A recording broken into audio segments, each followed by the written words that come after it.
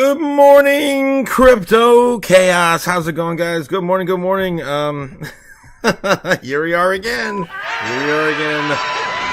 Oh, damn it. Well, here's the first one for the month, guys. We are down. Come on. Possibly the final shakeout before the rate cuts, next week. Maybe. Or maybe it's the beginning of the shakeouts for the rate cuts next week. What in the hell, man? What the hell? Good morning. Let's go. Coming in with a $10 super chat, Cody Bakula. Holy hell. Right out the gate, my man. Money now. Money needing a lot now.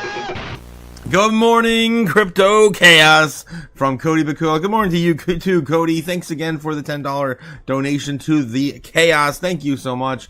Yes, good morning, everyone else, as well. Funny Colors, Cliff, Sea Story, of course. When soon?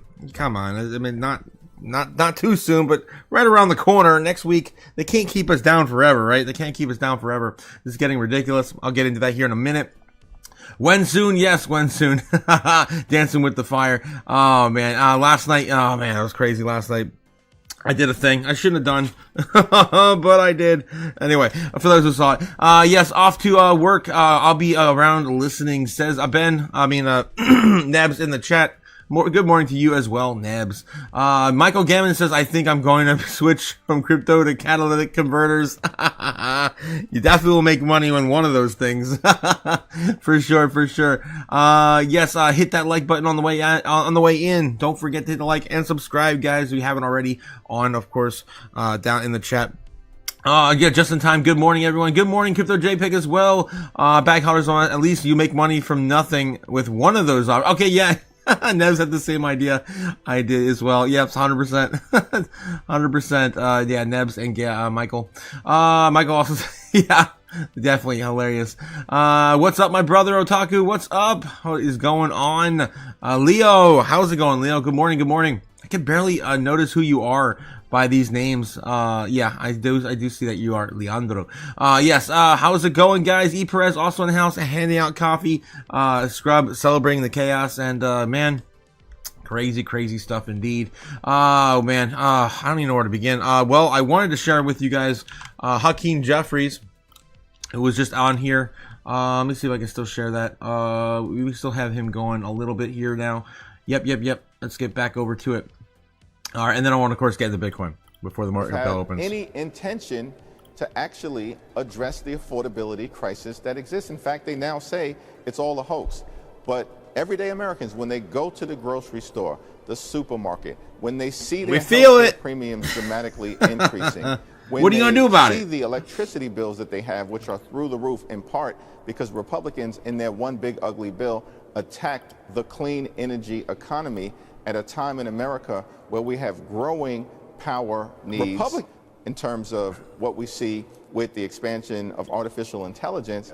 It's all extraordinary. So Republican leadership has made it clear they have no intention to extend the Affordable Care Act tax credits, and that's very unfortunate. You know, the White House would say, hold on, Leader Jeffries. This president's been working overtime to cut deals to lower the cost of prescription drugs. Does he deserve credit for that effort? We haven't seen any evidence that prescription drug prices have gone down in any meaningful way. What we have seen are that the Trump tariffs are out of control.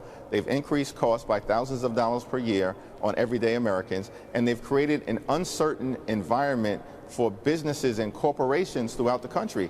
And we know that uncertainty is one of the biggest problems that American corporations and companies may face. It's difficult to actually make investments when you have this chaotic environment that has been visited upon the economy. So let's talk about what you can get done before the expiration of these subsidies at the end of the month. A bill was introduced yesterday, a framework that was bipartisan.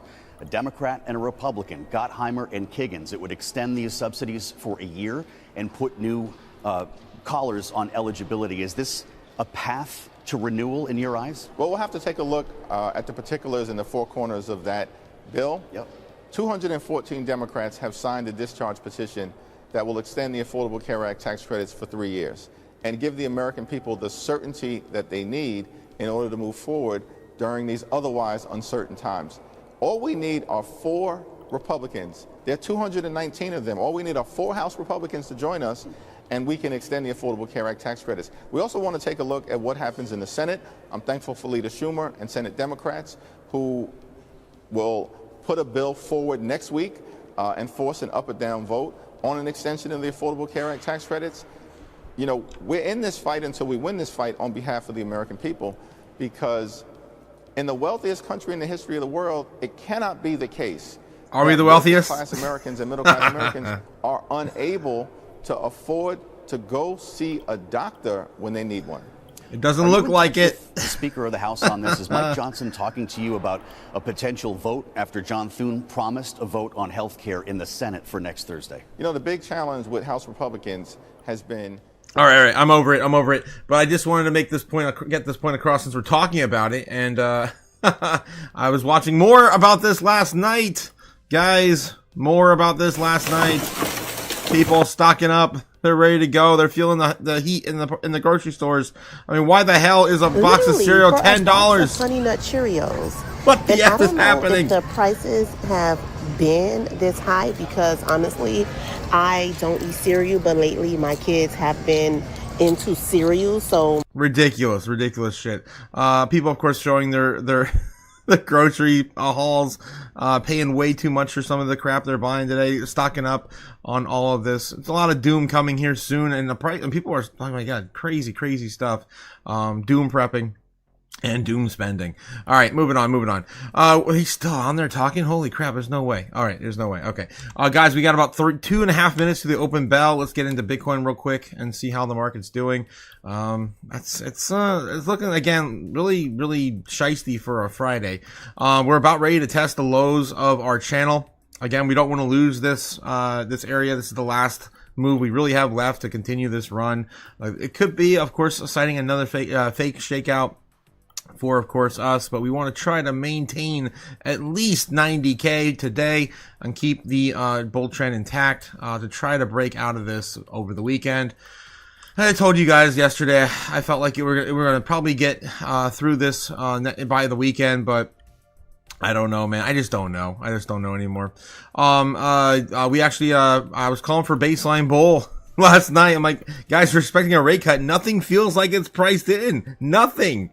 Actually feels like we're going to come back down and sell off even more, even with, a rate cut on the horizon. It's pretty much damn near guaranteed. I think we're probably at 95%. What the hell is this? 100% chance for Polymarket to go live.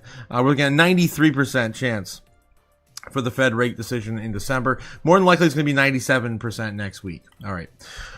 So I just had to get that off my chest right out the gate. It really sucks, guys. We can't win them all. But here we are. This is why we're at 97% accuracy for the channel. You can't win them all. All right, so this is what we're hoping for today. Hoping for a quick bounce off at 90,000, maybe 89 flat. That would be the most I would be willing to give up today. All right. What else we got? Market bell opens in here in like 30 seconds. Let's jump over there. About ready to do that right now. Here we go. Anything else in the chat before we move on? Dude, no shame. Yeah, Jeffries, no shame. Gavin guys says Grand Rising Otaku and Chaos family. Hope you guys have a great, happy Friday. Let's get this money. Let's get it. GG. Yes, Leandro also saying to smash the like button, everyone. Don't forget to hit the like and subscribe. Guys, we're trying to, of course, defeat the algorithm on YouTube. I want to hand out more of these, right? Hand out more of these. Soon. Box of cereal, because trash isn't going to eat itself. Yes, Cliff, recycling. 100%. All right, guys, 23 seconds. Let's get in. I'm Matt Miller. We're looking at markets that are hovering between gains and losses. Right now, green arrows on futures, 0.1% on the S&P, 0.2 on the NASDAQ. If we do get up by 0.5%, by the time we close, we'll have hit another all-time record high on the S&P 500. So stocks, although November was a tough month, we've wavered. We're back up there at new records. I teased a special guest at the New York Stock Exchange ringing the opening bell. And it is special to see Brad Jacobs here. He's got a new book out, How to Make a Few More $1 Billion, and he runs QXO, and it's a company that we talk about all the time. Wow. I had accidentally looked ahead on the NYSE website, and I thought that Hank Azaria was going to be ringing from, you know, Mo Sizlak of The Simpsons, but that's actually tonight. So he's ringing the closing bell. Stick around for the close with Romaine and Katie, and you'll see the voice of Apu ringing the opening bell. It's a SPAC at the NASDAQ market site, so that's pretty much all you need to know. In terms of the big news today, we had what could prove to be an historic deal. Netflix is buying Warner Brothers in a $72 billion deal that combines the world's dominant paid streaming service, that is Netflix, with one of Hollywood's oldest, most revered, and most iconic studios, Warner Brothers. It is a fascinating deal, and right now you've got Netflix down about 4%. Warner Brothers Discovery up 324 to 25.34. So the price actually is $27.75. That was the agreement. We're not quite there yet, but we're getting ever closer on WBD. And apparently Paramount had made a $30 bid, but that was for the whole company, and Warner Brothers is going to split up for the Netflix deal. This is a story we're going to continue to cover with you, but I want to get to the broader markets, and we have a Fed meeting next week, and there's a lot going on in rates as well. So let's bring in Rick Reeder. We have a ton of economic data coming out at the top of the hour, Rick, and normally we would have also jobs day today. That's going to be pushed forward a couple of weeks, or back a couple of weeks, I should say. And this leads me to my main question. Why would the Fed meet next week if they're not going to get the big jobs number out until the 16th after their meeting? Why not delay it's stupid. Your Fed meeting? You know, break up your precious schedule, get a little closer to Christmas. I get it. Everyone wants to be home for the holidays. But isn't the U.S. economy important enough for them to do that? It's a great question, Matt. I mean, listen, I would say one thing. I think there's not a lot of ambiguity about the velocity of hiring in the United States today. I mean, you see, obviously, we got the ADP data, the claims data we got yesterday, but that's pretty ambiguous because of the timing around the holiday. But boy, you see it in terms of where companies are going. I mean, literally every day. And you see it, by the way, on the backside of M&A. I mean, to me, it's pretty clear that we don't have any hiring velocity today, and that the Fed, I think it's a pretty clear, you got to get that funds rate closer to 3%, if not at 3%. And so I think you've got enough data to do that, and you don't have enough data that suggests that inflation, certainly over the intermediate term, is accelerating. So I don't have any issue with the meeting. I mean, I think they can move closer to 3% sooner. So, and I think you got enough data to allow you to do that. All right, so you think it's a lock, and it doesn't really matter. They might as well cut now if they're going to cut. By the way, I don't think it's a lock. I actually think, when you look at, we're going to probably have some dissents. You probably have a disagreement. I think it should be a lock. Listen, I think the fact that we haven't heard anything otherwise, that they're probably going to go. But I definitely don't think it's 100% that they're going to go. All right. That's interesting. So you think we're going to see more dissents. Does that continue, Rick, or do you think, once Jay Powell is done and the president puts in whomever his pick is for Fed next year, that we're going to see less dissent, or is this a new feature of the Federal Reserve? So personally, I don't think it's a crisis that you have some disagreement. You have some independent voters, you have some independent people on that Fed that are interpreting the data differently than others. So I'm not sure that it's a structural problem.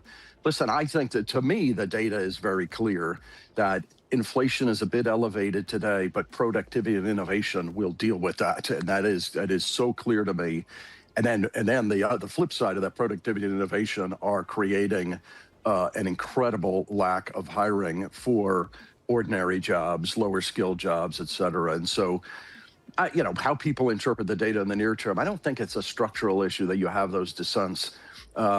I just think going forward that, we're going through what I think is the most extraordinary industrial revolution we've seen maybe in a generation. And I think the off-take of that is pretty clear in terms of what it means for jobs and inflation. Let's talk about the next Fed chair. I mean, reports suggest that Kevin Hassett he was on that list. has won this Also. contest, and I wonder, as someone who runs one of the most important rates businesses in the world, what do you think about Kevin Hassett as a pair of hands to run this Federal Reserve? You know, I will say that I'm not going to comment on any individual. The thing I will say is I think this Fed will, continues to be one that will analyze the data. I think the data is clear today in terms of where it's going. I think the thing that we've got to do as market participants is think about not just what are they going to do with the front end of the yield curve, but what do you do out further on the yield curve? There's a bunch, including with the name you mentioned, how people think about how does the 10-year react, how does the back end react to that. I think one of the great expressions of the market today is I actually don't think that rates are going to be that volatile out the curve going forward. And so, one of the great expressions of the market today is selling volatility in the rates market, which has been pretty good trade. And I think will continue to be. Agency mortgages also being an evolution of that. Mortgage rates and consumer borrowing costs are still high by recent standards. That's part of the reason, I guess, you want to get the terminal rate at 3%. But companies are telling us every day that tariffs and policy uncertainty are more important than the Fed funds rate to their business. And we talk to economists like Diane Swank who say that especially consumers at the lower end are not going to be helped by a rate cut. Anybody in the subprime borrowing area, which is massive, by the way, it's like the bottom 2 quintiles of the country. Are we in a world where rate cuts just don't pack the same punch as they once did? That is a long and complex question. So I will say the answer is yes. The short term, the overnight funding rate is not nearly as effective a tool at moving monetary prices, at moving the economy as it used to be for so many reasons we've chronicled before. Service-oriented economy, people borrow out the yield curve. CapEx is not driven by the interest rate today, it's driven by hyperscaler spend or by CapEx spend on AI, et cetera. However, long-end interest rates do matter. And how you fund out in the 5 to 10 year part of the curve particularly do matter quite a bit. It's part of why I believe that stability out the curve is so profoundly important. To say, though, the comment about getting the rate down doesn't help low-income people is not true. The truth is there is a transmission mechanism that even if you move the front end of the curve down, as long as the curve doesn't steepen that much, and there are ways to manage that, what you do is you create velocity of mortgages. You get the mortgage rate down, you create velocity of housing. It allows people to unlock value of their house. It allows labor mobility because people can move. There are so many, and by the way, whether it's credit card financing, whether it's auto loan financing, to say that it doesn't help to get that rate down, I think is, for particularly the place that it does help, housing, low income, small business, and that's what needs the help today. Mortgage rates have come down. I mean, the 10-year is at 4.1%. This administration has been steadily moving it lower. Where do you think we see the 10-year, say, at the end of 2026, since the market believes that the Fed will cut rates to 3% or even a little bit more? So, I think the key is, so the answer is I think it's going 3.5 to 4. And I think the key will be maintaining stability in and around 3.5 to 4, because if you get to 3.5 to 4, you get the mortgage rate into the mid to high 5s. If you get the mortgage rate down to the mid to high 5s, you see it today. Why is existing home sales picking up? Why are you seeing, we see it in prepayment speeds in the mortgage market. You see high coupon mortgages that are widening relative to low coupon as a result of the fact you are starting to see some velocity around housing, existing home sales particularly. So if you get the 10-year, which I think can happen in 3.5 to 4, you get the mortgage rate in the mid to high 5s. And by the way, I don't think it has to go much lower than that. That's where you get, what I think is a much more effective operating ecosystem in the economy. How do you control, or how does the Fed, as you said, focus on rates out the curve? We have a viewer writing in who wants to know what's the mechanism to do that? Many. So, if you are the Federal Reserve today, you have, when people say they have one tool, the Fed funds rate, I find that incredibly superficial. The handbook at the Fed has much more complexity to it. You can use the balance sheet, you can use their parts, if you use your voice, a la what Mario Draghi has done in the past, where you think about things like, gosh, if the amplitude of the curve is at a certain level, if the yield was at a certain level, you think about the size of the balance sheet relative to the duration, and you think about how you can be effective about using the long end of the curve. There's not that much is actually not that much, to get too technical, duration, DV01 out the yield curve, that you can be pretty effective at managing that relative to the front end. To your question, your point earlier, front end, the overnight funds rate is interesting, but it doesn't, moving at 25 basis points every 6 weeks, doesn't do a hill of beans for really, until you move it to where it needs to get to. Unless you're moving it quickly, it doesn't really do that much. But managing further out the curve where corporate finance takes place, mortgage finance takes place, structured finance takes place, that has real efficacy to it. I got to ask about Bink. You've outperformed the market universally 1.6%, 1.6 times the return, 1.8 times the return of the ag. So I'm just looking at the ETF that you run here. How have you got Bink set up for the Fed cuts, the path that you expect, and I wonder how the massive investment in AI, the huge borrowing that these hyperscalers are doing to build out this global network, how does that touch Bink? So yeah, it's a great question. Thanks for asking. So I'd say a couple of things. My job literally is, I'll say there's something I was looking at it the other day. Do in fixed income, there's 1.4 million unique securities. So you think about all the tranching of the debt, publics, privates, et cetera. My whole job, and what I'm trying to do with oftentimes what I find with lack of wisdom is all I'm trying to do is figure out what is the best value across the markets globally. Where do you take interest rate risk? Where do you take yield risk? Where do you take convexity risk? So all we're doing and trying to do for people, because fixed income is pretty complex, is use our teams around the world. So today, do you reduce a little bit of your investment grade credit? Because to your point, there's going to be a lot of AI financing that will come. We've seen it in the last few weeks.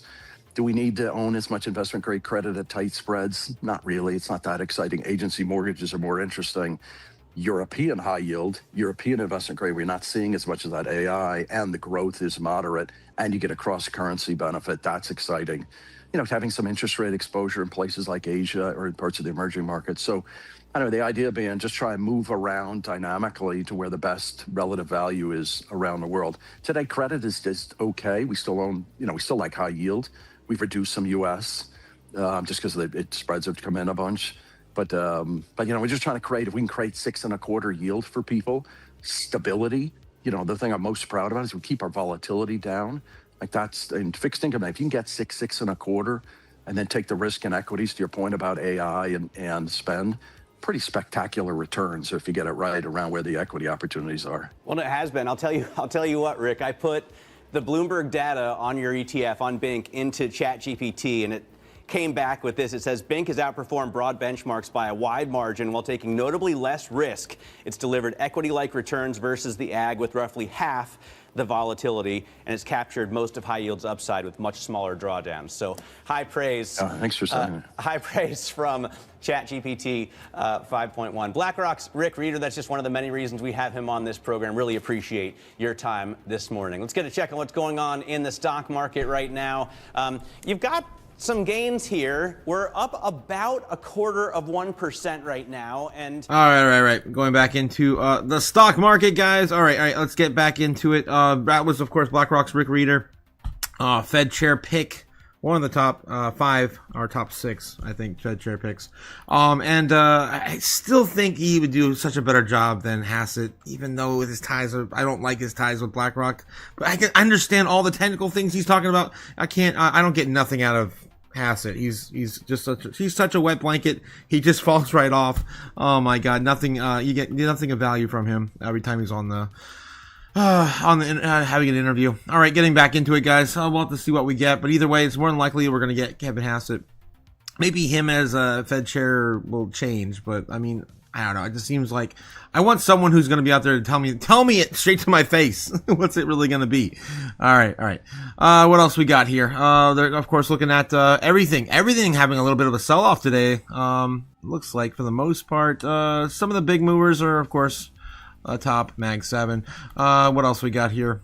I'm clicking on the wrong things. We've got gold up again, $4,260 an ounce, 29.6 trillion in market cap. Still not quite back up to 30 trillion just quite yet. Silver still ripping as well. I think that's a new all-time high, 58.6. We're damn near 59 on silver. Let's take a look. No, not quite.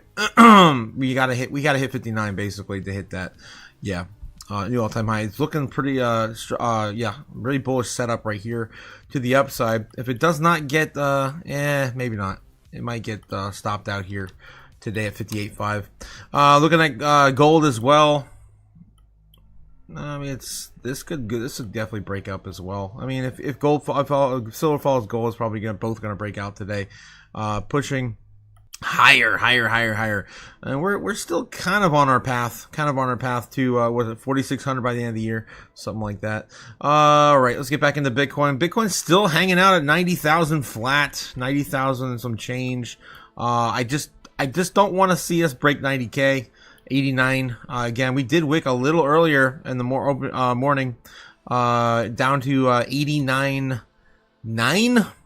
So again, that was right before the live stream, and we were all still kind of tossing and turning in bed. Hope you guys having a great Friday. Again, Fiat Friday. Happy Feed the Fire Friday tonight here on the channel. And of course, if you guys are part of the crypto futures community, we're also of course do our mixers on Friday, open mic night with me and the crew over there. Of course, I'm excited to do that as well again tonight. Happy Joy in the chat. How's it going? Good morning, Joy. Did we have the great reset earlier? Is Skynet activated, says Bobbin? Not yet, man. That all happens next year in 2026. Where the robots, of course, come out. Guys, the robots are all launching next year. Tons of them are launching next year. We're going to have rushes into a lot of these scarce assets like gold, silver, and Bitcoin. And we're going to rip faces off. That's all coming next year. And Nebs also says, I actually enjoyed the part of this show because I see our side of the news each morning.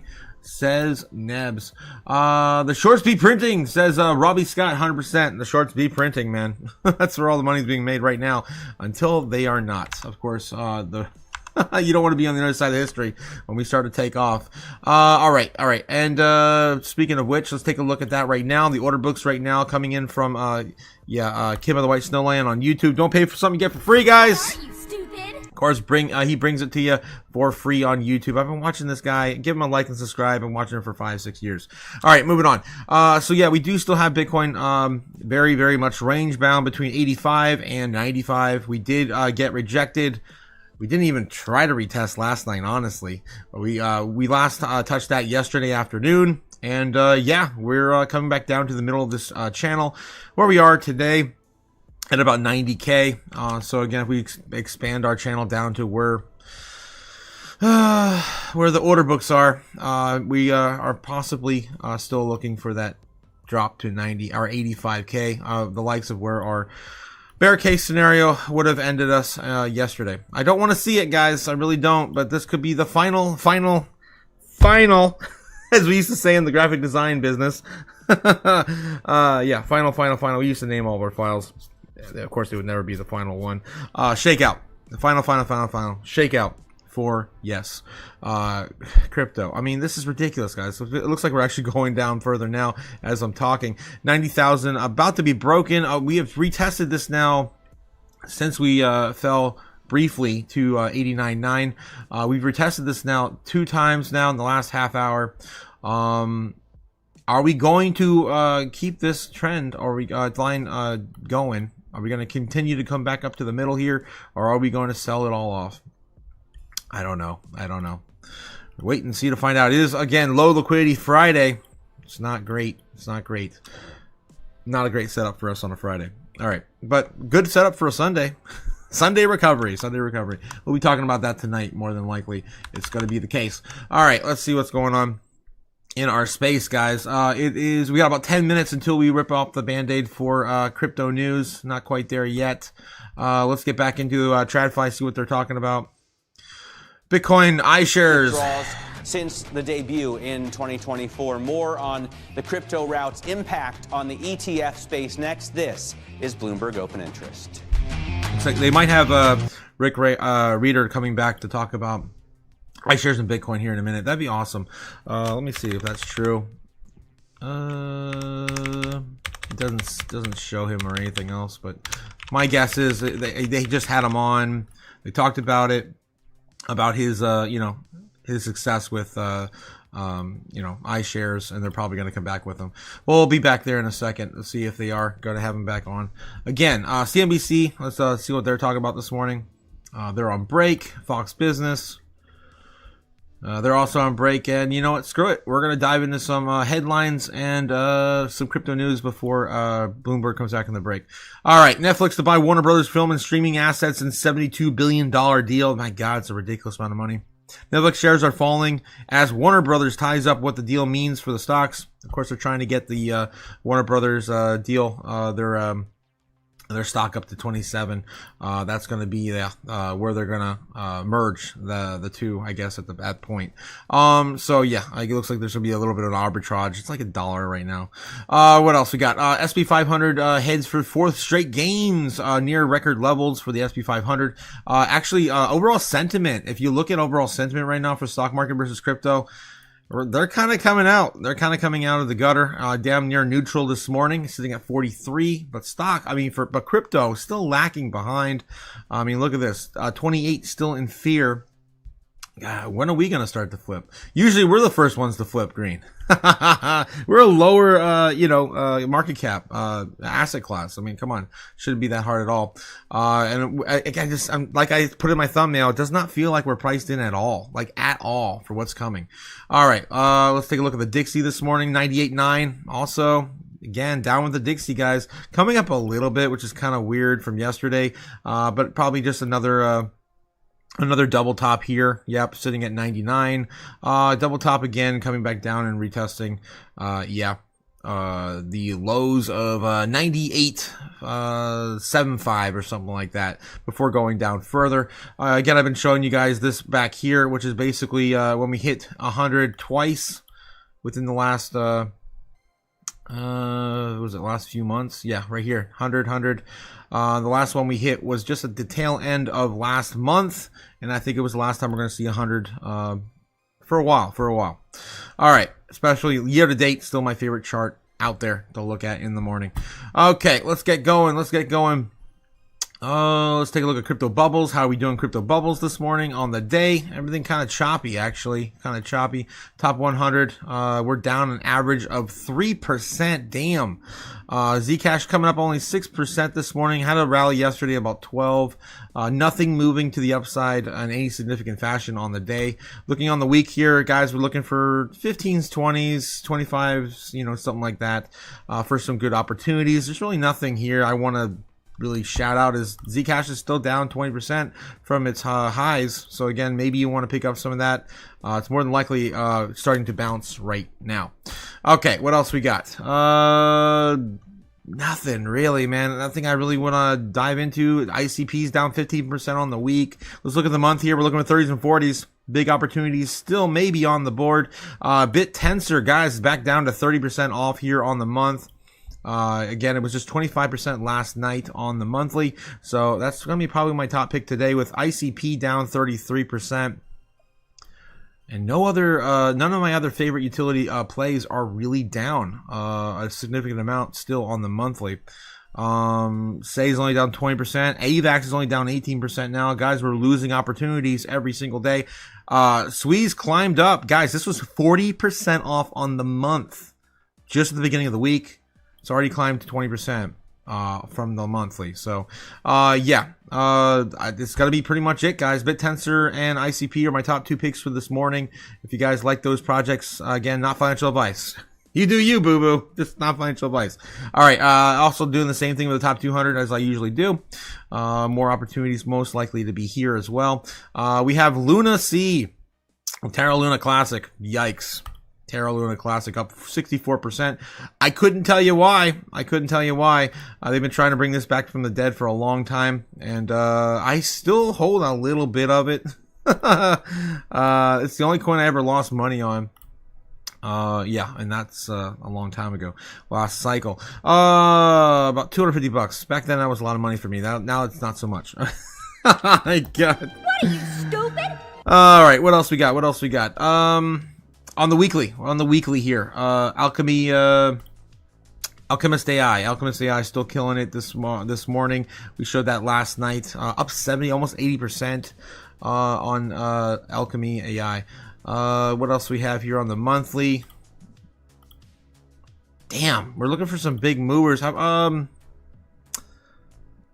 30s. I mean, there's some 20s here in the weekly, but I want something bigger, juicier. On the monthly, I'm looking for 30s and 40s. Wormhole's back down to 30% off. Jido's still down the most in terms of utility. I still like Jido down at 45% off here on the month. ZK's down 57%. ZK Sync 85% off on the year.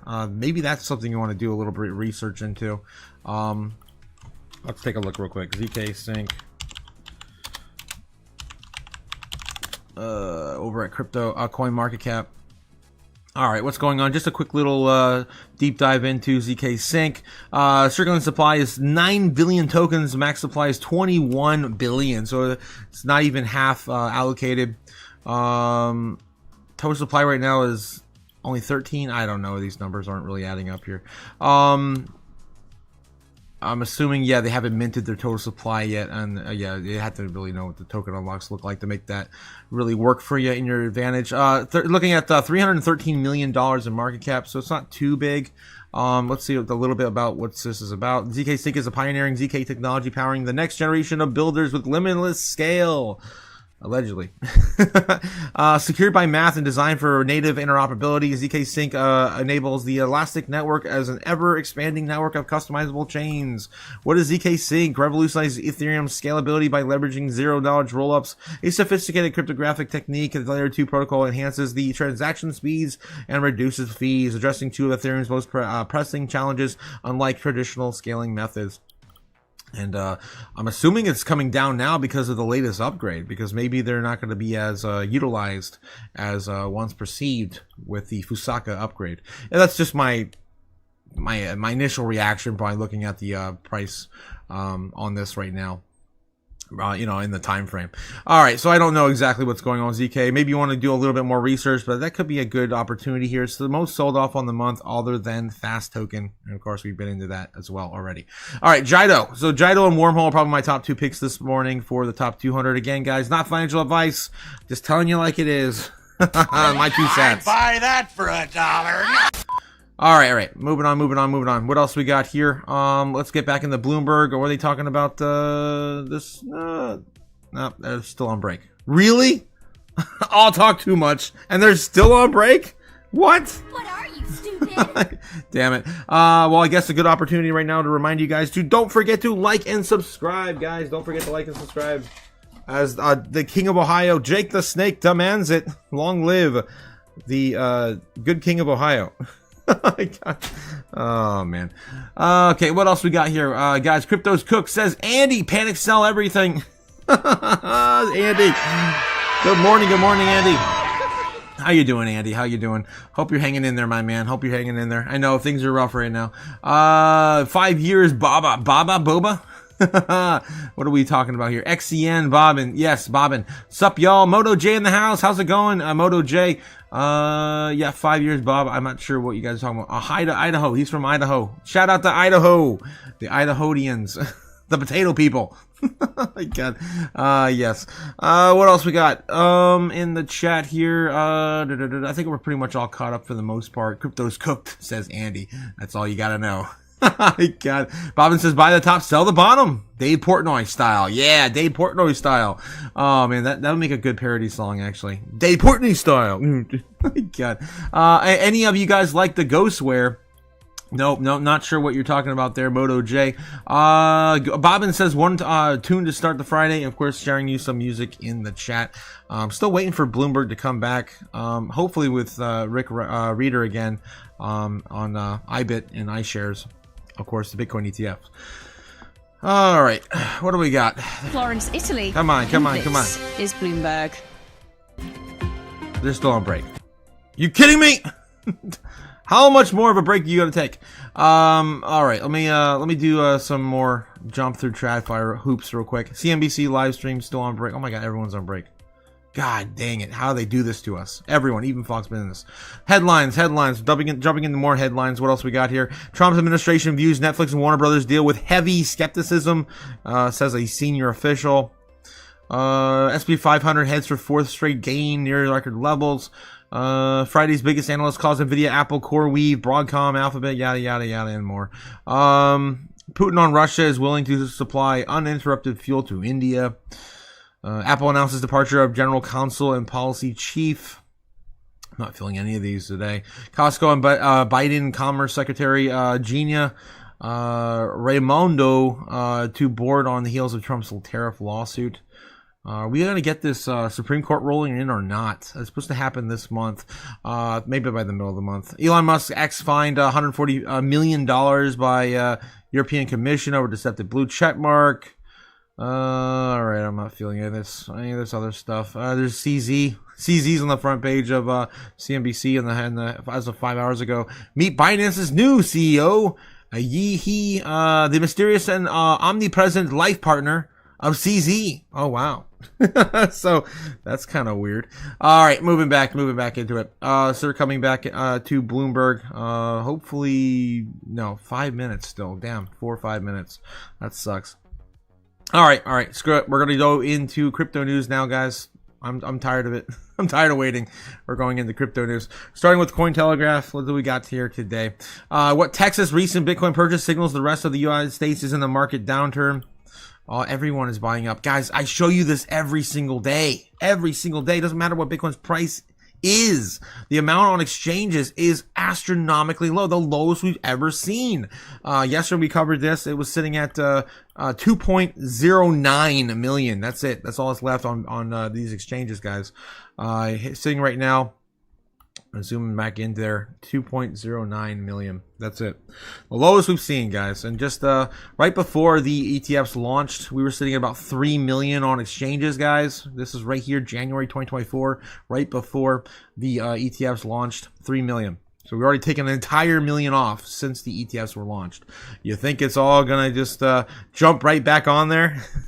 No, it's all going away and going into, of course, trust funds, sovereign wealth funds, institutional, giant stockpiles. It's all getting loaded up right now, guys. Make sure you have a piece of the pie before it's too late. All right. Enough of my Bitcoin down on exchanges rants. All right. So what's going on with Texas's recent Bitcoin purchases? As it continues to buy, and the rest of the states, of course, following suit with it. Texas is now the first U.S. state to purchase Bitcoin and hold Bitcoin, but why did it act during a market pullback, and how could this move influence national crypto policy? Definitely a good opportunity for them to be buying on a pullback. Texas has become the first U.S. state to officially purchase Bitcoin, acquiring $5 million worth of Bitcoin's BlackRock's iShares Bitcoin Trust, and authorizing another $5 million for direct self-custodied Bitcoin. Wow, they're the first ones to actually hold Bitcoin themselves as well. The move comes at the unexpected moment of the market downturn, the exchange-traded fund, ETF outflows, institutional caution, and stalled legislative efforts across the country. In this week's episode of Bite Size Insight, you can explore why, and you can listen to that over here on Cointelegraph. Earlier this year, more than 24 of U.S. states introduced and debated bills over what will allow public treasuries to hold Bitcoin or other digital assets. Yet most of these efforts slowed or evaporated as the prices fell and political appetite waned, and we ran out of time basically for these political efforts to be met for lawmakers. Texas, by contrast, accelerated its Bitcoin purchase, and the first executed under the Texas Strategic Bitcoin Reserve Act, passed in June 2025, signaling a decisive move into the digital finance at the moment when competitors hesitated. And yeah, it all happened in the summer. Texas isn't new to Bitcoin. The Texas Governor Greg Abbott has publicly supported Bitcoin for more than a decade. In a 2014 campaign video referenced in the podcast episode, Abbott said that Bitcoin is a new and decentralized digital currency. It enables instant financial transactions safely and securely. And don't forget, guys, you can also check out the rest of the other states picking up Bitcoin policies over here. Oh my God, with verifying that I'm human. At Bitcoin laws. Okay, are you gonna let me go there? No, my God, I clicked on the wrong damn link. That's the power law. Screw the power law. Still has not been broken yet, but eventually it will.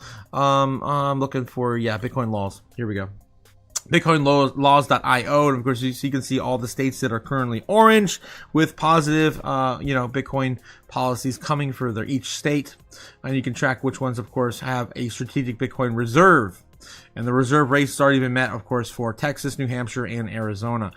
Florida was pretty long in the race. They got this huge setback as well as these other states coming in and starting another round anyway, for voting. For Wyoming, South Dakota, Ohio, Michigan, Massachusetts, all in the race right now currently, with their latest bills. All right, moving on. What else we got?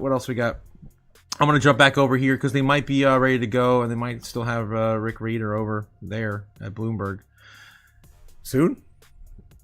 Or we might have missed them. I don't think we missed them. They've been on break forever. The coffee tastes good this morning. Okay, what's the news, Sweeney? Scarlett is still on assignment today. People are telling me that she'll be back in on Monday. So Scarlett, Norman Lind and Paul Sweeney were live here, bringing the Bloomberg Intelligence program to you. It is a big media merger day. Netflix buying Warner Brothers Discovery. So we'll have some more on that. Joanne Shu is going to join us coming up. University of Michigan, the UMich data came out today. A little bit better than expected. We'll break it down. Brian Van Kronk, Senior Portfolio Manager at Allspring Global Investments, give us his thoughts on the market. Then we're going to go to... Damn it, Matt. You lied to me, Matt. You lied to me, Matt. He said he was going to come back and talk more about iShares, iBit Trust. Of course, the BlackRock's Bitcoin Trust. Maybe they did talk with someone else, though. Looks like here it is there. Oh, my God. I always have that. Oh. It's Kathy Wood in a commercial. Was it right here? I just had it, damn it. Here it is. Bitcoin ETFs did take in quite a bit of money alongside BlackRock, but what their main advantages over the other ones is just that tradability and that liquidity, and that tends to attract the much bigger fish, which is why most people just tend to now default to iBit. But that said, Fidelity's got some decent assets in their product Bitwise, so there's been some pretty decent adoption, but it's almost like comparing SPY to some of the other ETFs. There's one that just tends to be bigger and more liquid, and that's just what was happening with iBit as well. All right. Thanks so much. We have a break coming. I'm running up against a break. Otherwise, I'd have a million other questions. Oh, my God. ETFs. Really? You had him on for like a few minutes? You have a lot of different investor types that pass through the product. Wow. All right. I'm over it. What else we got here? Let's get back into Bitcoin, see how it's holding up right here at 90,900. Are we going to finally see a bounce? Maybe. Because we were looking at this earlier and we put the channel back to where it was represented before. Before I move the damn thing, there it is. Of course, this is the tight channel we're stuck in right now. If we break through this, we will come back down to probably 86,000. But it's looking like it wants to at least honor this area where I've been showing you guys. So again, maybe the pain stops here. We need to make this start looking like it's priced in. This is not priced in at all for a Fed rate cut decision that's pretty much guaranteed next week. All right. So let's continue on from here. What else do I got in the chat, guys? What else we got in the chat? God, who is this Ghostware? Says OG Bobbin. I don't know. Moto J says, it's a privacy crypto on Solana. Just partnered with Zbeck. Damn, Moto J. That's awesome news. Let's dive into that. That's awesome. More partnerships with Zbeck. You don't have to say much more than that. Ghostware. Sounds like something from like Call of Duty or Battlefield. Zbeck just activated a private USDC settlement powered by Ghostware. This is most people on still YouTube. think of Zbeck Network And this is Crypto Chrome over here. I just jumped right into a random video. as a payroll tool, but this week it became something very different. Ghostware OS was integrated directly into Zbeck Network's settlement layer. That means USDC now moves privately, silently, and fully encrypted at Solana speed. No mempool exposure, no visibility into payroll or treasury flows. For enterprises, that's not a nice to have, that's mandatory. Public chains built speed, Zbeck Network coin built privacy into motion. That's what makes it infrastructure. Now imagine streaming running USDC payroll privately across borders, vendor payments routed without leaving traceable metadata, treasury operations handled in real time at settlement level, with institutional partners like NatPay, Azure, CodaPay, and Circle already in the loop. Crypto Chrome has been analyzing how financial systems evolve. Speed gets attention, security earns adoption, and when both become native, something shifts. Most protocols are waiting to scale. Xebec Network quietly built the rails while no one was watching. Think back to the moment you realized some systems don't move loud, they move precisely, and sometimes when the noise fades, that's when the infrastructure turns on. All right, so that's a quick little synopsis from Crypto Chrome over on YouTube. I just clicked on a random link. That's what we got. So yeah, it seems like they want to do bigger things on the back end, and faster too. All right, moving on. Private settlement too. Private settlement. Okay, that might be why Xebec had a little bit of a recovery overnight. I remember seeing it's the only thing green that was in my portfolio. Other than I think Myria was green for a little bit too. So let's take a look at Xebec right now, sitting at 2028. Yeah, a little bit of a recovery here today on Xebec. Getting close to 2029. It needs to get out of 2029, man, to really break back above and get back to 2003. My gosh, it's got a long way to go, man. 2035 is going to be the next big layer of resistance. If it can get through if it even can get through 20299, basically 203, it's got to break out 203 to see any significant moves to the upside. I don't see why not. My God, I mean, everything else playing out with everything else in that inverted head and shoulder pattern over the last few days that Bitcoin had. Speaking of which, Bitcoin's sitting at 91,000 right now. Bounce may be incoming on a Friday. Maybe the institutions want to take advantage of this. We'll have to take a look at the market close. Usually around 3:30, you'll see the ETFs start to, of course, settle their books for the day, and they'll usually see a big candle. Usually it's like 3 to 5% if they want to buy that particular close. Fridays, not so much though. We'll see.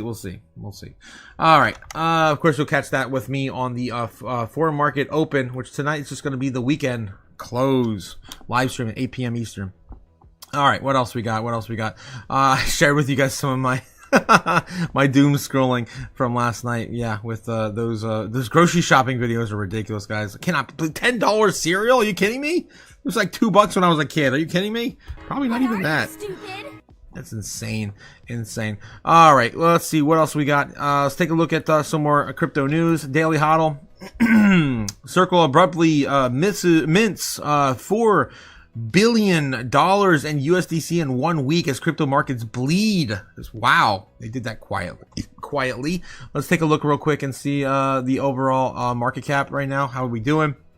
So you got 3.1 trillion.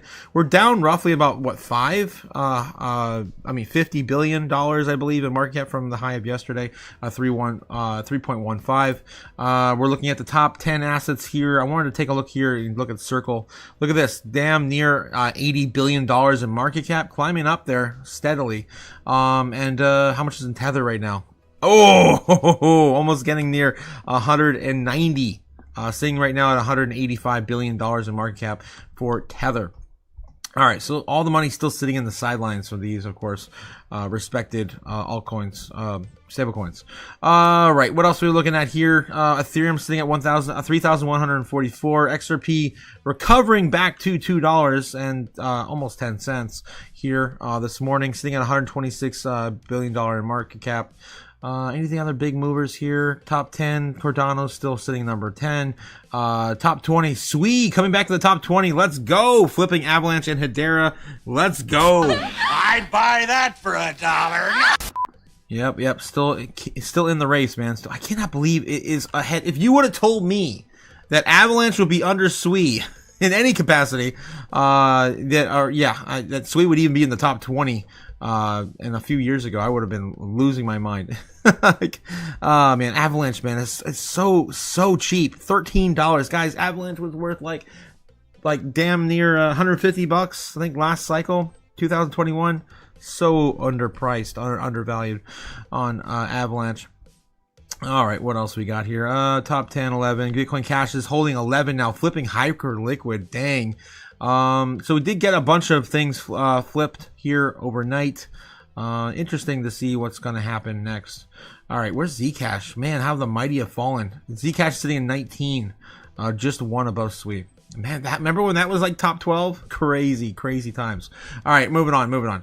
Let's get back in the TradFi, make sure we're not missing anything there. Going back into doom scrolling. I know you guys, in terms of sentiment, you break it down. Current conditions, which came in at 50.7, which was weaker than consensus. But the expectations going forward came in at 55, higher than consensus and higher than last period. Is that a typical type of trend there? We're going to need to see if that sticks at the end of the month, because this is based on the preliminary data for December. But by and large, what we're seeing on the expectations index is consistent with the softening of people's outlook for inflation. And we know that high prices as well as incomes are the two top thing on consumers' minds right now. They're not necessarily feeling that much better about labor market prospects. They still believe labor markets are going to weaken in the year ahead. And they still expect inflation to persist, but just not as extreme as they were expecting a few months ago. And that is certainly welcome news, both for consumers themselves as well as policymakers. All right, Joanne, thank you so much. We appreciate it. As always, Joanne Shu, Surveys of Consumers Director at the University of Michigan in beautiful Ann Arbor, Michigan. We get some green on the screen here today. More doom. The S&P up about 0.5%. The NASDAQ up about 0.6%. Yeah, I mean, we're seeing communication services and information technology really buoying the S&P 500 higher. I'm taking a look at the VIX as well. It's around the 60. All right. What else we got? I do like the doom spending, though. Consumers cannot afford anything. They're literally racking up their credit cards to every last dollar remaining. Let's see what's going on with CNBC. We got nothing from them this morning at all. They're still on break. Every time we jump over there, it's just break. Fox Business Center, Paul, don't like the idea of an offensive war. All right, cool deal, bro. Okay, let's get over here and check out more crypto news. Let's take a look at, how about bitcoin.com, news.bitcoin.com. First ever spot crypto trading goes live on CFTC registered exchange today. Nominal has become the first U.S. trade exchange cleared to offer regulated approval spot cryptocurrency products, marketing a pivotal regulatory shift and political tone change under the President Trump's crypto-friendly administration. CFTC hails a golden age as Bitnominal lists first regulated spot crypto products. Bitnominal has officially entered the history books in the first U.S. exchange to achieve a commodity futures trading commission framed for a milestone the nation's renewed push to dominate the digital asset innovation. Acting Chair Caroline Pham described the moment as a dawn of the new golden age for innovation of America. A statement about Washington's fresh tone on crypto under the current administration. According to the CFTC's release, spot crypto products will now trade on federally regulated U.S. markets for the first time, granting American traders an alternative to offshore venues that have long operated without guardrails. Many regulators considered essential. The decision aligns with President Trump's broader pledge to establish Bitcoin, of course, crypto as U.S., of course, capital of the world, blah, blah, blah. All right. Moving on. But we, of course, covered this last night if you guys didn't hear about it. And today, I guess, is the day it's going live. It didn't really give me a good site on whether it was today or yesterday or next week, but I'm assuming that it's live now, so it's going live. All right. What else we got? ETF floodgates open. XRP, Solana, Litecoin, HBAR, Doge, and Link give investors a menu of altcoin madness. Yes, finally, guys. We've been waiting 2 months. These should have happened 2 months ago. That should have happened back in October during the government shutdown. These are all listed for launch. ETF floodgates open. While the attention has been glued to Solana's exchange-traded fund, ETF, pulling on the roughly $682 million in cumulative net inflows, XRP ETFs have quietly zipped past the line with $874 million, even though Solana products have hit the shelves first. And a fresh batch of altcoin ETFs tied to Litecoin, Doge, HBAR, and Link have also entered the arena, each drawing modest inflows since making their debut. Finally. Out of the 7 distinct Solana ETFs, the pack that generated $618 million in net inflows.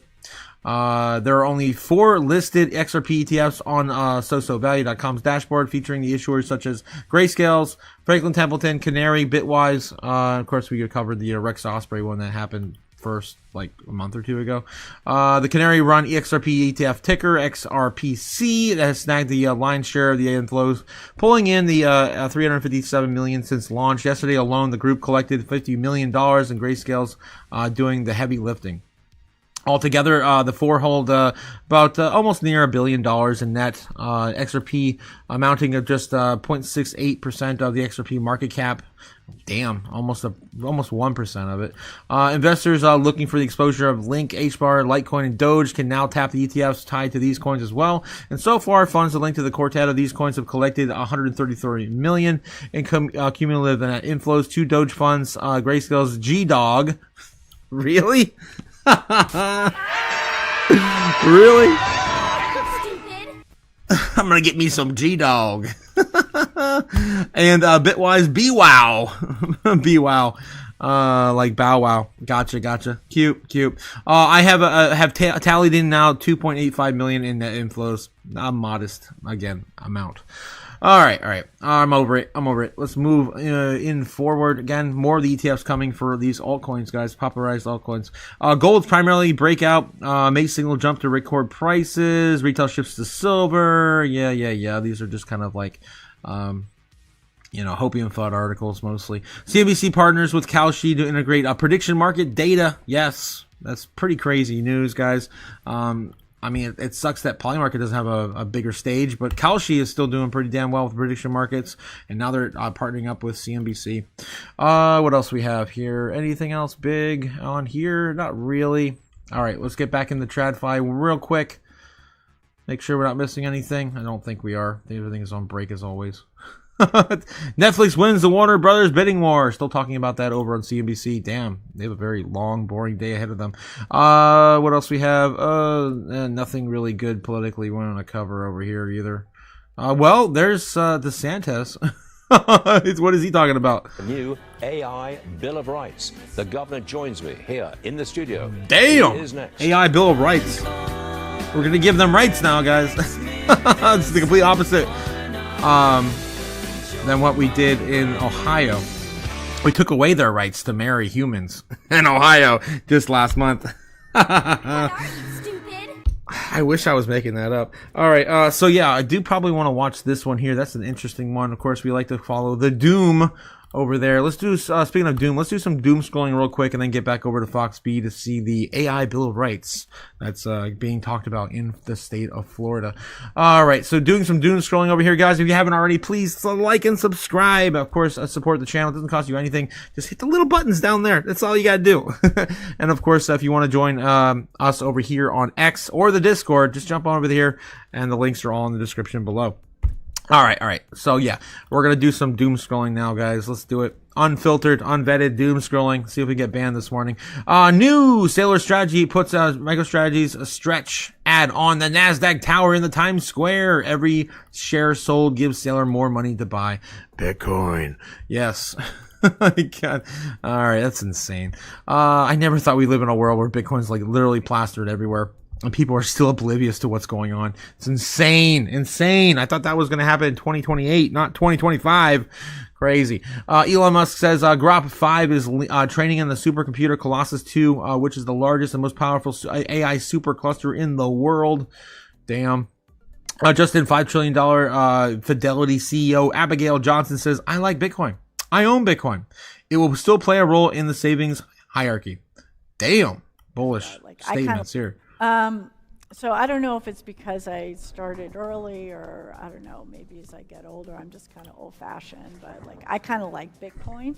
I don't own tons of coins, but I own Bitcoin. And I think it will continue to play a role in the savings hierarchy of lots of people.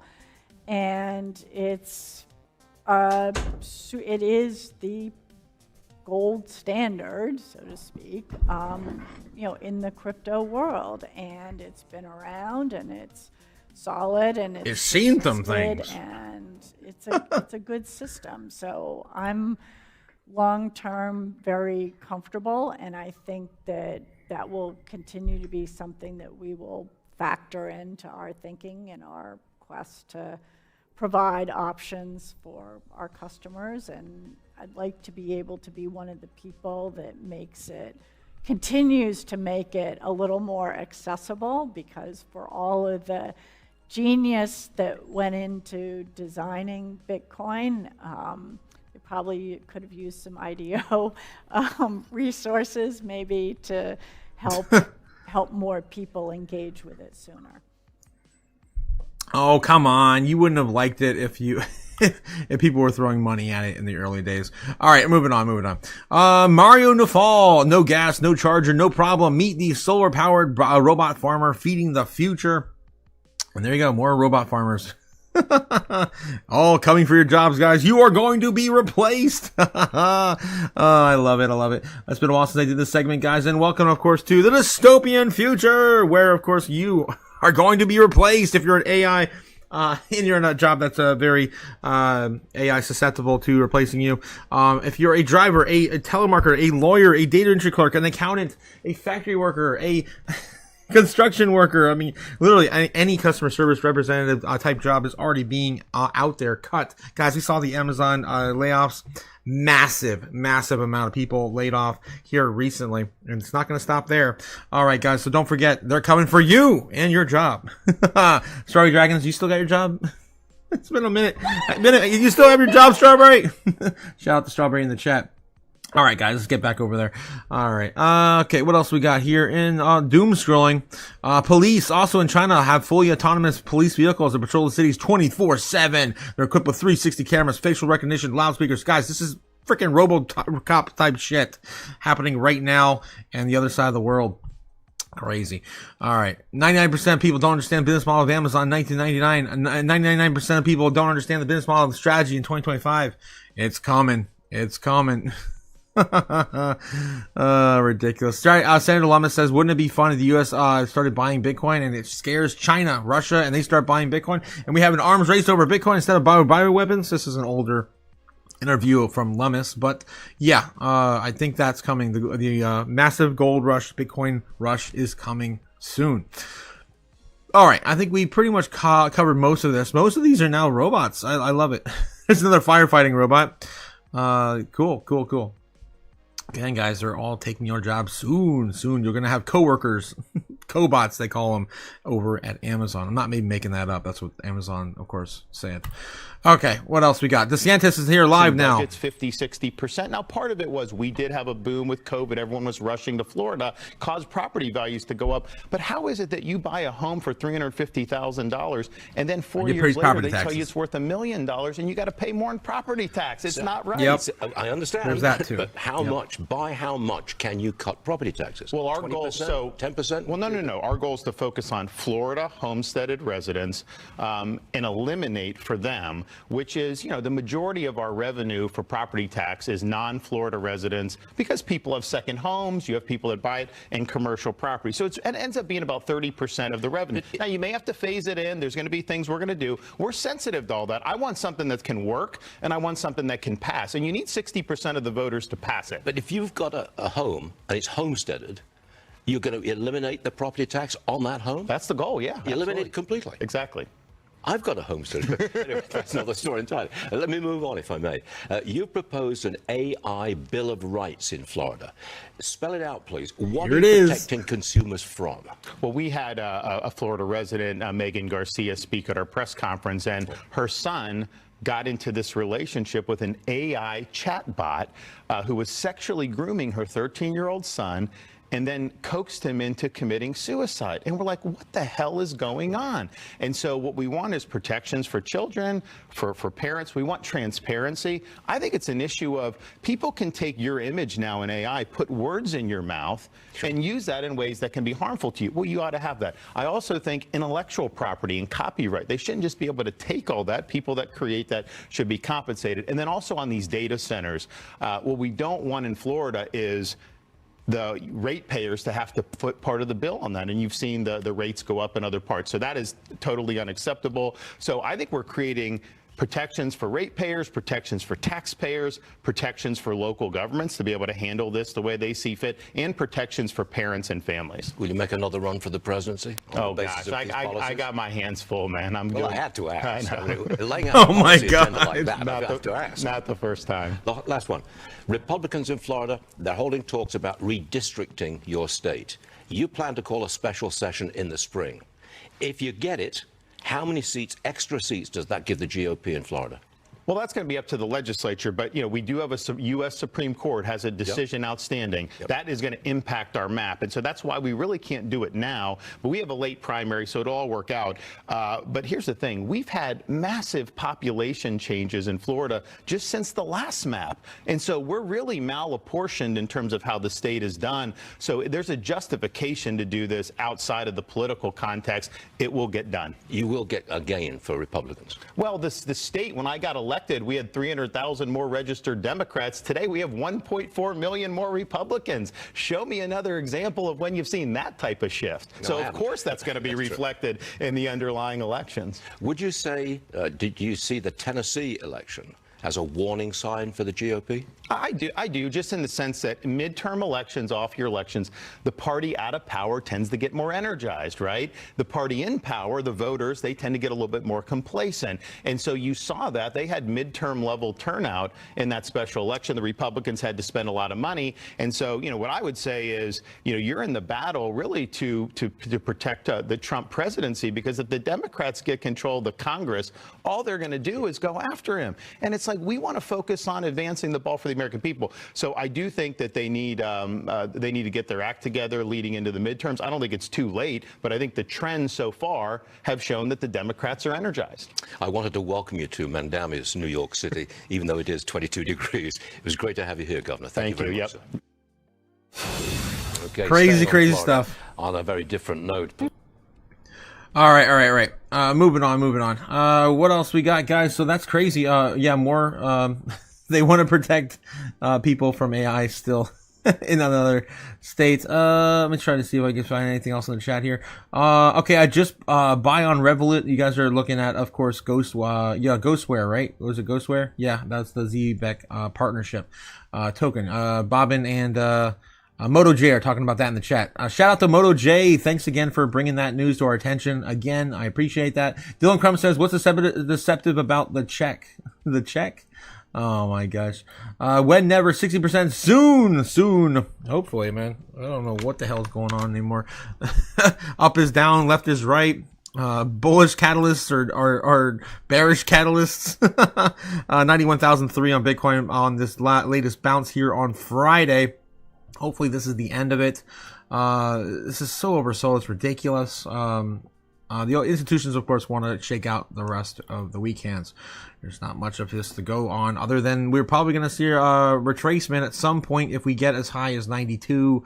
Probably the next psychological high there to send us back down to retest 90,000 flat. So look out for something like that, more than likely, to play out here. A little bit of something like this, right? A little bit of something like this. And hopefully a breakout after that. We really need some positive news, man. Come on, let's go. Give us something good. Show me that Bitcoin is getting priced in to a rate cut next week. I mean, what the hell? What the hell? All right, moving on. What else we got here? It is 10:33 in the Eastern Standard Time. Ain't nothing but a G-string. What the hell, Bobbin? A G-Dog, yeah, ain't nothing like a G-Dog, yeah. That's, of course, Grayscale's Doge ETF. That's freaking amazing, that name. Bobbin says, but you can have one of those those robot dogs spraying tequila and, oh my God, laying on the lawn. Yeah, that sounds like a really good party bot, for sure. Easily converted, Bobbin. There's going to be some crazy Dubai parties for sure. Who is this ICP? You know me? Jeez. LCP. Oh, jeez. Okay. LPC? Okay. I'm moving on. LAPD? What are you talking about? All right, moving on. Okay, let's see what else we got here. Doing one more run through TradFi. I'm going to check the news again. They're still talking about Netflix. The deal is done, apparently. It's going through. What else we got here? CNBC. We can catch them at all today. It's all been just ads, and I really wanted to get into some Kramer rants this morning, but we didn't catch them at all. And of course, we just caught Box B talking about the bills of rights for against AI. All right, moving on. Let's take a look back in. How about Daily Coin? Let's take a look at Daily Coin. FINRA, younger investors keep betting on crypto and meme stocks. Donald Trump backed miner stacks 33 million Bitcoin. Bottom in. Is the bottom in? You would think so. The amount on exchanges tells me it is, but we still not seen the likes of it yet. Fed liquidity boost sends Bitcoin higher. Probably talking about that. $12.5 billion. Overnight. 13.5. I'm sorry. I'm off by $1 billion. Jeez. What are you, stupid? The Federal Reserve has pumped $13.5 billion in the U.S. banking system through overnight repos, making it the second largest liquidity injection since the pandemic, surpassing even the intervention seen during the dot-com bubble. It's coming, guys. This is why I'm like, this doesn't make no sense. We should be rocketing in our space. We still haven't shifted overall sentiment on crypto. It makes no sense. Still sitting at 28 in fear. All right. While the stock market's continuing its run back to neutral, just almost there, just a hair away. All right, just had to double check that again for the live. All right, what else we got here? CryptoNews.net. Let's take a look at this. BlackRock CEO Larry Fink reveals insider Bitcoin information during the recent drop. We covered this last night. If you guys didn't catch it, he said he didn't really spill the beans much because we already know sovereign wealth funds are buying. Samson Mao has alluded to that years ago, really. But BlackRock CEO, of course, saying that out loud as well. Again, nothing really moving the market, though. CZ versus Peter Schiff, Binance founder, argues that Bitcoin beats gold on verifiability, utility, and scarcity. We covered this briefly as well. I could not find the full video, though. It's got to be out there now, since this was taking place yesterday at the Dubai 2025 conference. All right, so he did make a very good point right out the gate. He just had someone bring out a gold bar, hand it to Schiff, and ask him if it was real. And of course, Peter Schiff on the spot couldn't just identify and tell him it was real. And that was, of course, one of the major reasons why Bitcoin is so great. All right. Okay, so breaking news: the Fed's PCE data used to measure inflation has been released. And here's Bitcoin's first reaction. For the PCE, this is 19 minutes ago. This is a pretty breaking 9 minutes ago as of last updated. Let's take a look at this. Bitcoin and altcoins have seen rapid recovery over the past few days. However, the pace of this recovery has slowed today, with short-term attention turning the key data from the U.S. So it seems like we're seeing a little bit of a slowdown. Just waiting for this data to come out. This is the personal consumption and expenditures data. The PCE data was due today, and the second will be the Fed's December interest rate decision due next week on Wednesday. On the 10th, guys, on the 10th. I was supposed to get on that plane on the 9th. I'm not doing it because Bitcoin's not even at 100K. I'm not going back to the studio until we are sitting at near all-time highs. Give me a reason to go back to the bunker and out of this nice warm weather, right? Stupid! No, damn it. I'm trying to enjoy myself a little bit. Okay, which was previously unavailable due to the government shutdown in October. And that data, of course, the jobs data, we're not going to see that until the 16th. 6 days after the Fed makes their decision, which makes no sense. They know this is all rigged. They know what that data is.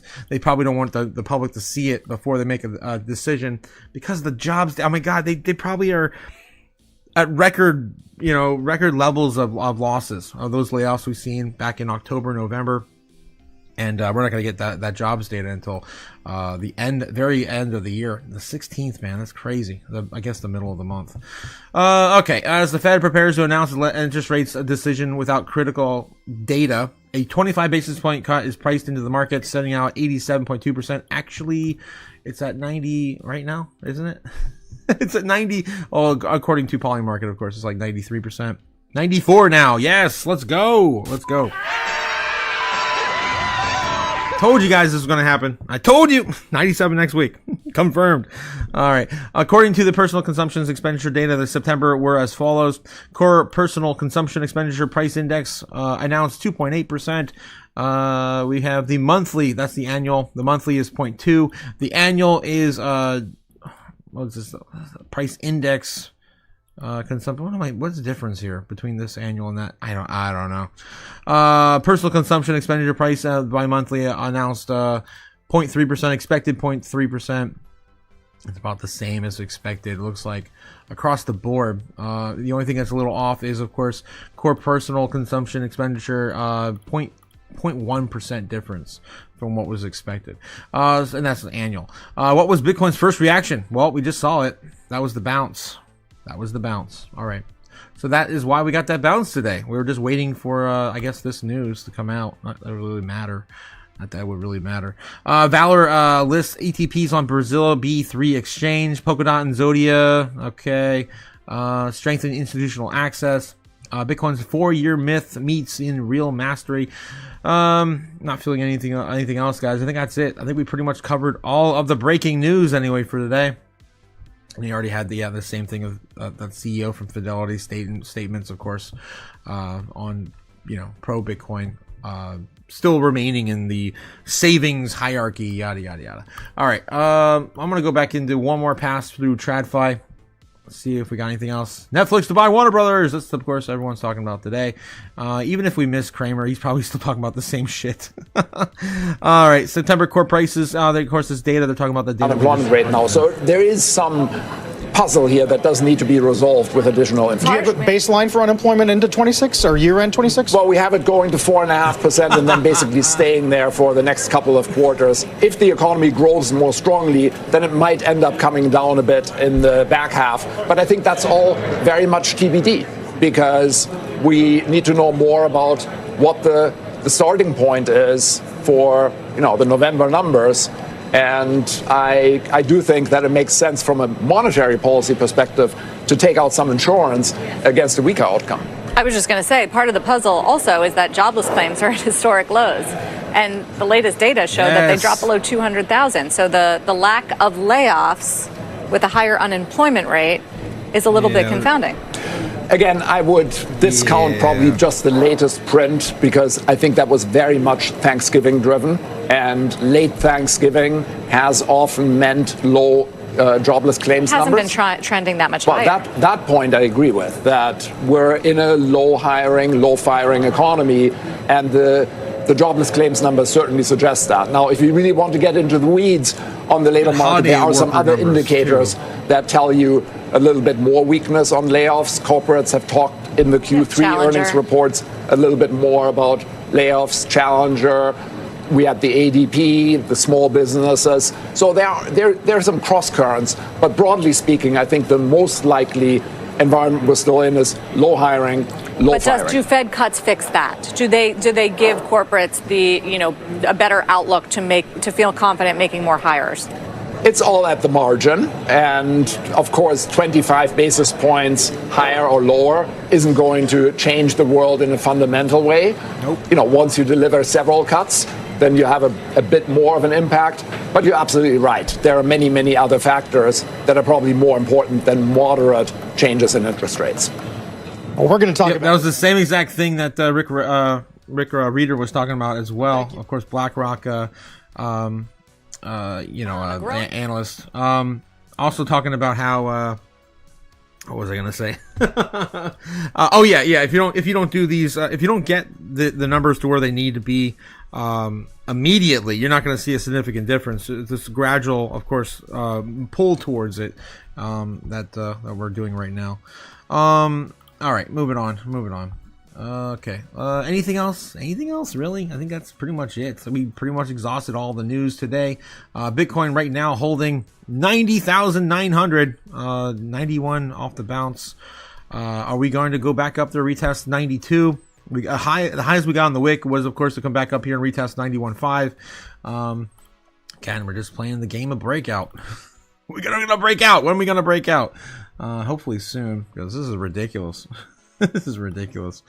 All right, guys, that seems to be all I got for today. Hope you guys have a good one. Stay safe out there. Again, don't do anything stupid. As I tell you guys every single day, don't do anything stupid. Sometimes the best thing to do is nothing at all. And right before I head out, guys, Bobbin says Larry Fink should be sent to the straight to the flute camp. Straight to the flute camp. What the hell? Oh, jeez. right, guys. I'll see you tonight. Have a good one. Fly me to the moon. Let me trade among the stars. Let me see what freedom's like without money and gold bars. In other words, hold my king. Oh! In other words, let's make history. Oh! Fill my world with more coins and let me huddle forever more and more and more and more and more. I long for Hollywood talking and door. In other words, I choose you. In other words, I love you.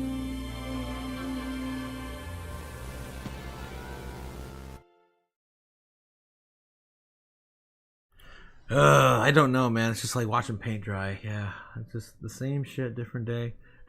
I just don't know what I'm doing with my life. Oh, I'm back in the live. Yeah, it's doing the thing, guys. It's doing the thing. Again, probably doing the retest down there to the line because traders suck and are predictable, and then come back up here and maybe breaking out. But I would probably be against that just because it's a Friday. It's a Friday. We're gonna sell this thing off and move on. Maybe we go back down to the bottom here. I don't know. All right, guys, we'll see what ends up happening tonight. Have a good one. I'll see you tonight. Later. Bet.